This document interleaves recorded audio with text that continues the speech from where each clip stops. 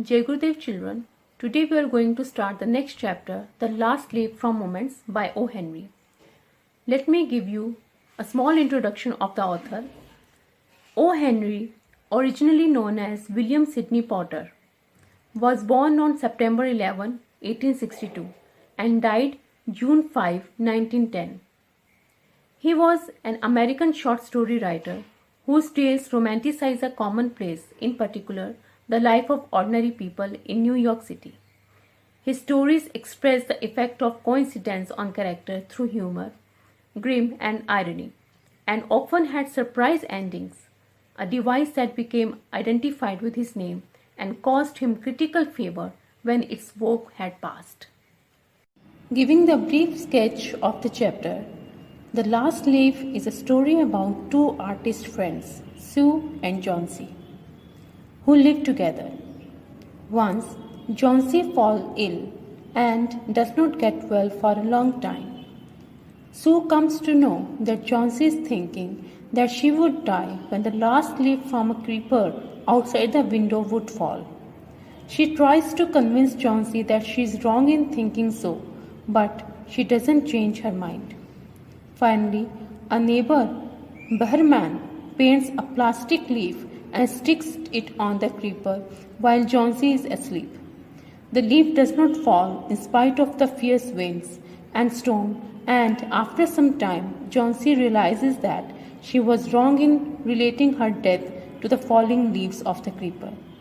In the process of saving John C., Behrman falls ill. He has drenched himself in heavy rain and caught pneumonia.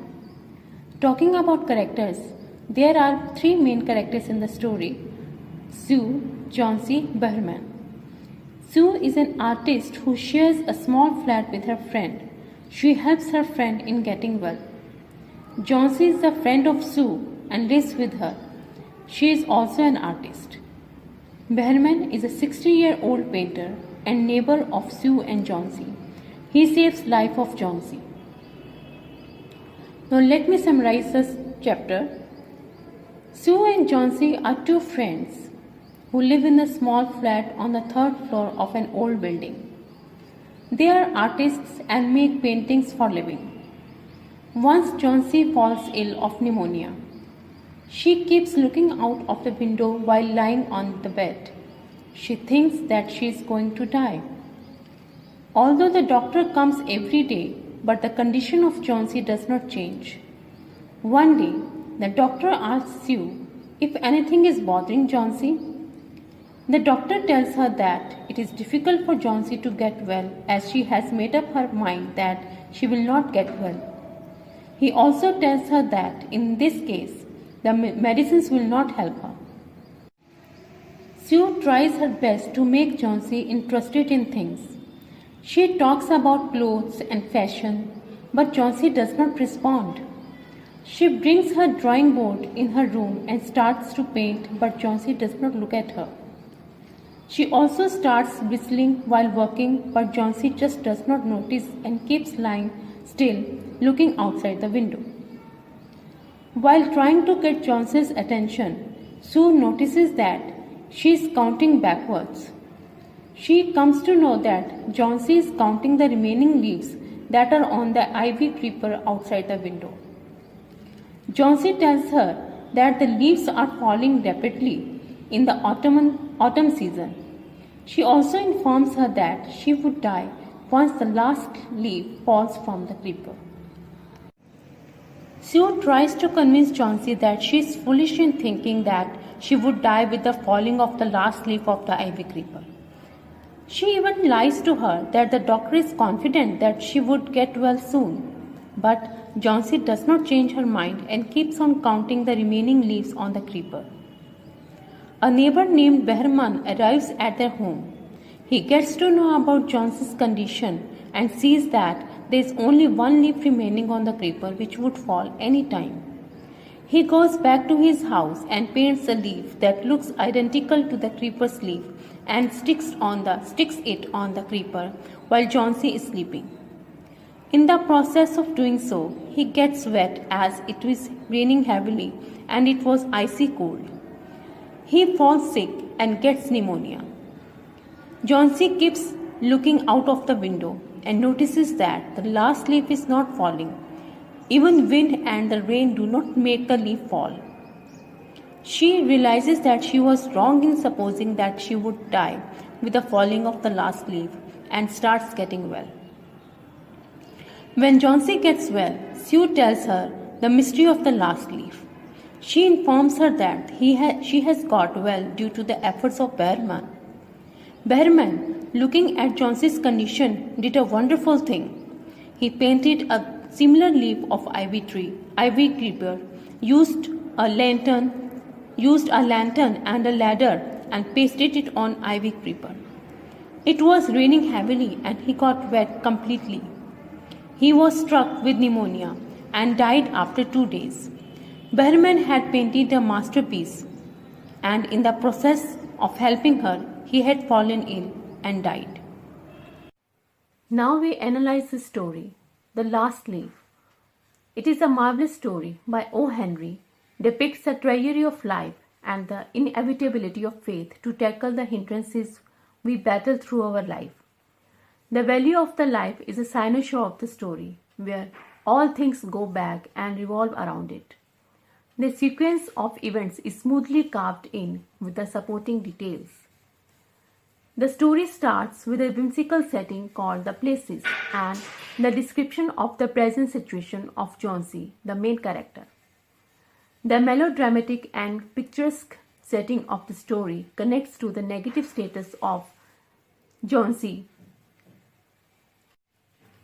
The melodramatic and picturesque setting of the story connects to the negative status of Johnsy facing life and death subject matter. The setting also helps to describe the resources at hand to combat the pneumonia mentioned later in the story, because they are in a small district where they find themselves unable to treat it effectively with traditional methods. The story begins as Johnsy, a young girl victimized by pneumonia, lies in bed waiting for the last leaf of an ivy vine on the brick wall she spies through her window to fall. She watches each leaf fall. She is very pessimistic about her health and says that with the fall of the last leaf she will die. Mr. Behrman, an old man, considers himself as a frustrated but magnificent painter who is waiting for the right opportunity to create his first masterpiece. He daubs the last leaf on the wall after the real one falls. At the end, he is able to finish his masterpiece, a real one, not because it is fabulous, but it serves as a tree of hope for Johnsy to fight against what many believe as an unbeatable illness. Then he catches pneumonia and dies. The Last Leaf is a true depiction of O. Henry's writing traits, skillful plot and twist ending. As the story moves on, the reader cannot expect such a heroic act from Mr. Behrman, who sacrifices his life and makes a special appearance in the end to show the sacrificial masterpiece. The leaf becomes his masterpiece because he paints it with the passion to save a life, the courage and determination to make an art not to prove himself but to help others, prove that life is something to enjoy and fight for. The action of Mr. Behrman appears to be chivalric in nature, thus forming the major theme of the story, theme of the sincere friendship and the selfless sacrifice. He risks his life for Johnsy. He sacrifices his life so that she may not die of pessimism and disbelief. Sue, friend of Johnsy, becomes a representation of sincere friendship. She always stays home and does whatever she can to keep very good care of Johnsy. Imagery employed in The Last Leaf, whether it is sight imagery or sound imagery, go hand in go with the theme of death and dying. It helps to set the mood and tone of the story that assists in imposing the author's theme and motive upon the reader. An example of sight imagery is how Johnsy seems to feel about the ivy vine outside her window. She feels as though the leaves on the vine are her clock to death. The sound and touch imagery is revealed when Johnsy and Sue both describe the howling wind outside as beating rain and fierce gusts of wind that had endured through the livelong night. They are yet stood out against a brick wall, one ivy leaf. The images such as a bare, dreary yard and a persistent, cold rain enhance the effect of something unwelcoming in the situation. O. Henry, in his artistic and unique style of writing, brings home the idea how a person, no matter how hopeless he or she is, can become a symbol of hope and courage to others. Hence, The Last Leaf, the story of passion, hope, and personal sacrifice, inculcates the spirit of selfless sacrifice and optimism in its readers.